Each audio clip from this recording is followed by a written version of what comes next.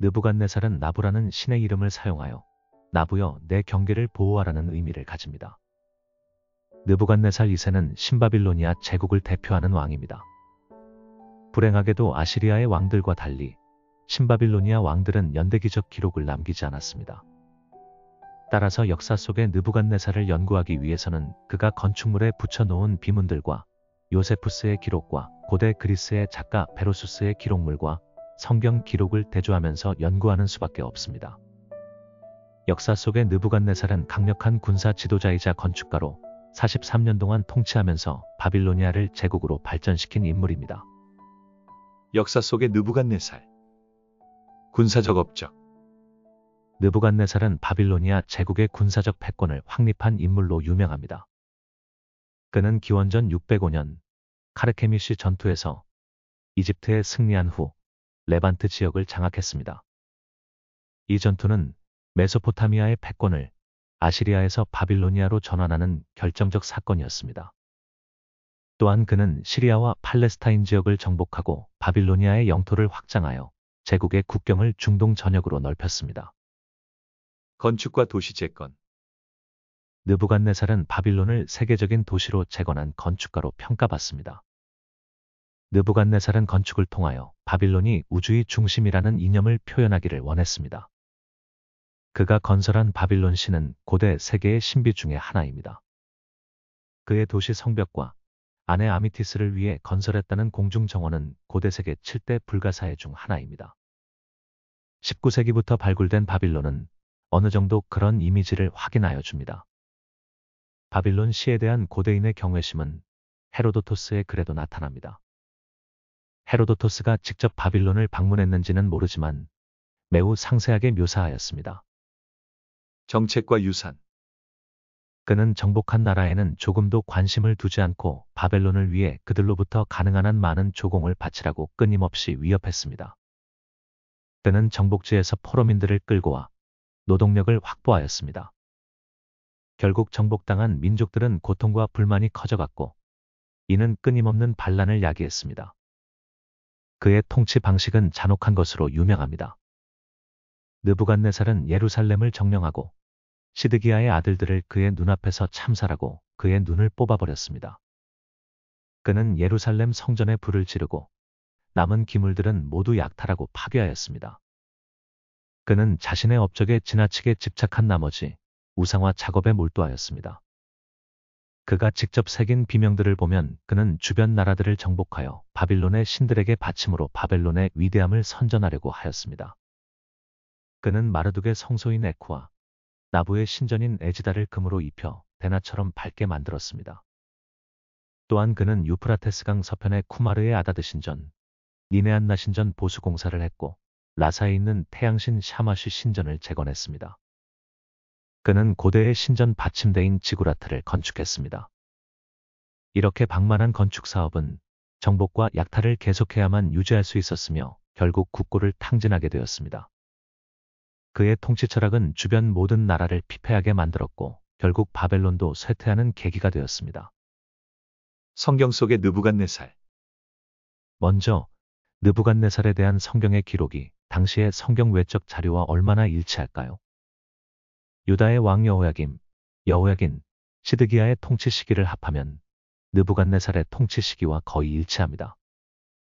느부갓네살이 이집트와 벌였던 갈그미스 전투가 성경에 언급되어 있습니다. 기원전 597년에 느부갓네살이 예루살렘을 점령했다는 기록은 바벨론의 기록과 일치합니다. 성경의 기록을 다 대조하여 확인할 수 없다는 한계가 있지만 대체로 성경의 기록은 실제 역사의 기록과 일치한다고 학자들은 보고 있습니다. 바벨론 유수와 하나님의 도구. 성경에서 느부갓네살은 유다 민족의 운명에 깊은 영향을 끼친 인물로 묘사됩니다. 국제정세가 요동치는 상황에서 유다의 왕 여호야김은 다 쓰러져가는 애굽을 지지하였습니다. 그는 바벨론의 지배에서 벗어나고자 반란을 일으켰고 이는 유다의 멸망으로 이어졌습니다. 여호야김은 바벨론이 예루살렘을 포위 공격하는 중에 죽고 그의 아들 여호야긴이 왕위에 올랐지만 즉위 3개월 만에 포로가 되어 바벨론으로 끌려갑니다. 바벨론에서 발견된 쇠기문자에는 여호야긴이 언급되었으며 그는 오랫동안 바벨론에서 살았습니다.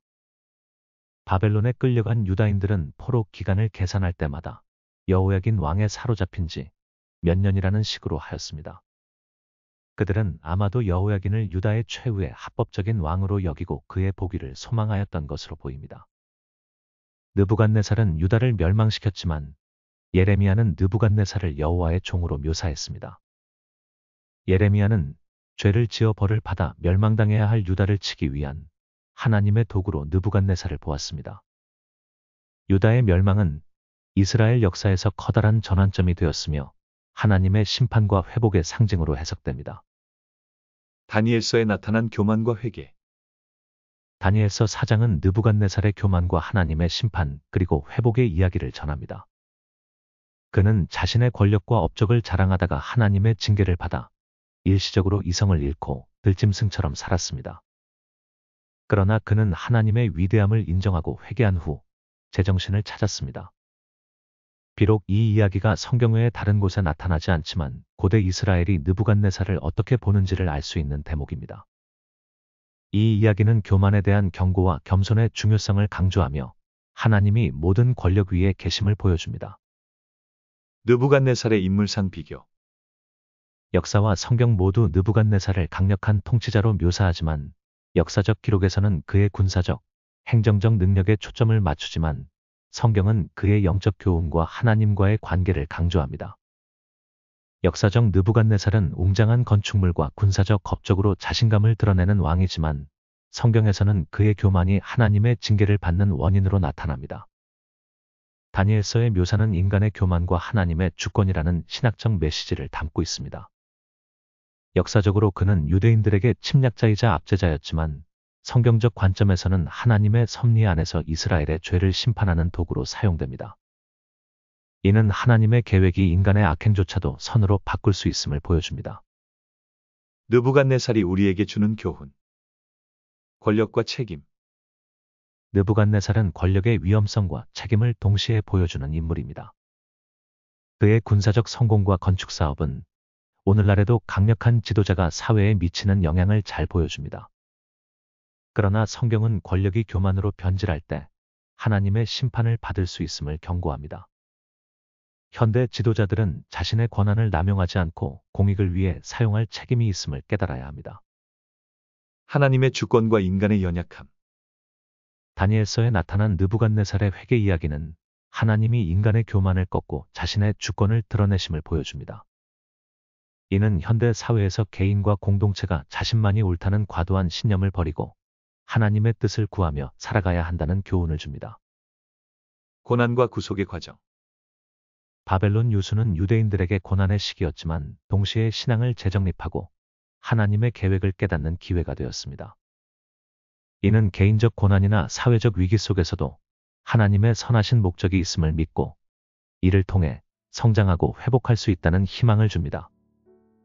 특히 고난 속에서 겸손과 순종의 자세를 유지하는 것이 중요함을 가르칩니다. 결론적으로 느부갓네살은 역사와 성경에서 다르게 묘사되지만 두 관점 모두 그의 인물이 인류 역사에 미친 심오한 영향을 보여줍니다.